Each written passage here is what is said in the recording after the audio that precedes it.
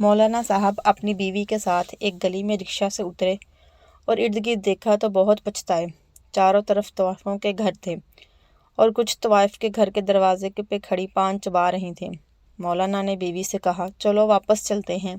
बीवी, ये कैसी बातें कर रहे हैं आप तो सारा दिन मस्जिद में रहते हैं और मैं घर में, और बच्चे तो हमारे हैं नहीं, तो फिर किस बात का डर है आपको। मौलाना खामोश हो गए। इतने में एक नौजवान जो मस्जिद की सफाई वगैरह करता था आया। मौलाना साहब से दुआ सलाम की और बैग और संदूक लिया और साथ जाने को कहा। सारा सामान घर में रख कर वो मौलाना साहब को लेकर मस्जिद में चला गया।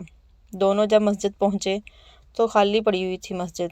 नमाज में थोड़ा टाइम बाकी था, लिहाजा मौलाना इस मस्जिद के बारे में पूछने लगे। इस मस्जिद का क्या नाम है नौजवान? नाम तो नहीं है, बस गली वाली मस्जिद के नाम से मशहूर है। नमाज के बाद 5-6 बच्चे सबक पढ़ने आ गए। मौलाना बच्चों को सबक पढ़ाने बैठ गए। इतने में मस्जिद वाला नौजवान चाय और कुछ चिकन बिस्किट साथ ले आया। मौलाना साहब चाय से फारग हुए तो पूछा, बरखुरदार, ये चाय वगैरह का तकल्लुफ़ किसने किया था? नौजवान, ये नूरा ने किया था। मौलाना, नूरा कौन है? असल नाम नूर है पर नूरा के नाम से मशहूर है। शौहर क्या करता है इसका? मौलाना साहब ने पूछा। नौजवान, बेवा है, यहाँ दूसरी गली में इसका कोठा है। ला हौला वला कुव्वत। और गुस्से में पूछा, तुमने पहले क्यों नहीं बताया? नौजवान खामोश हो गया।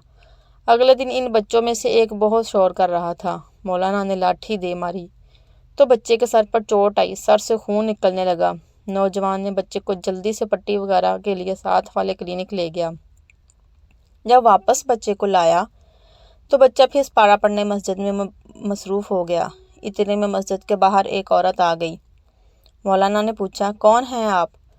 औरत ने रोते हुए कहा, जी मेरा नाम नूरा है। मौलाना गुस्से में बोले, तुम्हारी हिम्मत कैसी हुई मस्जिद के करीब आने की? और भी बुरा भला कहा। नूरा रोते हुए वापस चली गई। नौजवान ने मौलाना साहब से कहा, मौलवी साहब, असल में नूरा को अपने बच्चे के बारे में पता चला था, इसलिए वो रोते हुए यहाँ आई थी। मौलाना खामोश हो गए।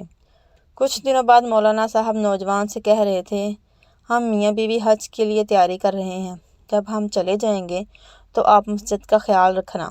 दूसरे दिन नौजवान ने मौलाना साहब से कहा, मौलवी साहब, आप हज के लिए 2 नहीं 3 टिकट ले लें। मौलाना ने नौजवान को मुस्कुराते हुए कहा कि लगता है काफ़ी सारे पैसे जमा किए हुए हैं तुमने। नौजवान, जी मेरे लिए नहीं। मौलाना, तो किस लिए? नौजवान, वो जी नूरा के लिए। मौलाना को फिर गुस्सा आ गया और कहा, पता है हज के लिए कौन से लोग जाते हैं? नौजवान खामोश रहा। कुछ दिन बाद मौलाना साहब बीवी के साथ हज के लिए चले गए। वहाँ भीड़ में मौलाना से बीवी बिछड़ गई। इतने में मौलाना भी गिर गए। बहुत ज़्यादा भीड़ थी, सारे लोग दौड़ रहे थे। मौलाना साहब ने सुन रखा था कि यहाँ गिरने का मतलब है मौत, क्योंकि पहले भी काफ़ी सारे हाजी शहीद हुए थे। वहीं मौलाना को अपनी मौत दिखाई दी। इतने में लोगों के बीच में मौलाना की तरफ एक हाथ बढ़ा। मौलाना ने हाथ पकड़ लिया। हाथ देने वाले ने पूरी ज़ोर से मौलाना को उठाया और भीड़ से निकाल कर साइड पे ले गया, जहाँ मौलाना की बीवी खड़ी थी। मौलाना ने अपने मोहसिन को देखा तो हैरान रह गया। इसकी जान बचाने वाली नूरा थी। मौलवी साहब बहुत शर्मिंदा हुए। बीवी के करीब गया और पीछे देखा तो नूरा भीड़ में खो गई। दोनों जब हज से वापस आए तो मौलाना ने बीवी से कहा, पहले नूरा से माफ़ी मांगेंगे, तब घर चलेंगे। नूरा के घर के करीब पहुँचे तो वहाँ एधी की गाड़ी खड़ी थी। मौलवी साहब ने नौजवान से पूछा, नूरा हज से आ गई है क्या? नौजवान, नूरा तो हज पर गई ही नहीं मौलवी साहब। क्या मतलब? नौजवान, नूरा ने हज के लिए पैसे जमा किए थे। जिस रात आप लोग हज के लिए रवाना हुए थे, इसी रात इस पैसों के लिए किसी ने नूरा को कत्ल किया था और आज एधी वाले इसके बच्चों को लेने के लिए आए हैं। ये वो सारे बच्चे हैं जो मस्जिद सबक पढ़ने आते थे। नूरा के अपने बच्चे तो थे नहीं। ये सारे बच्चे यतीम थे जिन्हें नूरा ने अपना लिया था। इसका सपना था कि ये सारे बच्चे हाफ़िज़ कुरान बने।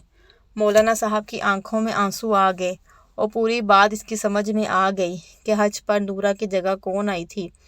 मौलाना ने एधी वालों को ये कहकर वापस भेज दिया कि ये सारे बच्चे मेरे हैं, इन्हें यहीं रहने दो। और फिर नौजवान से कहा, आज से इस मस्जिद का नाम नूर मस्जिद होगा।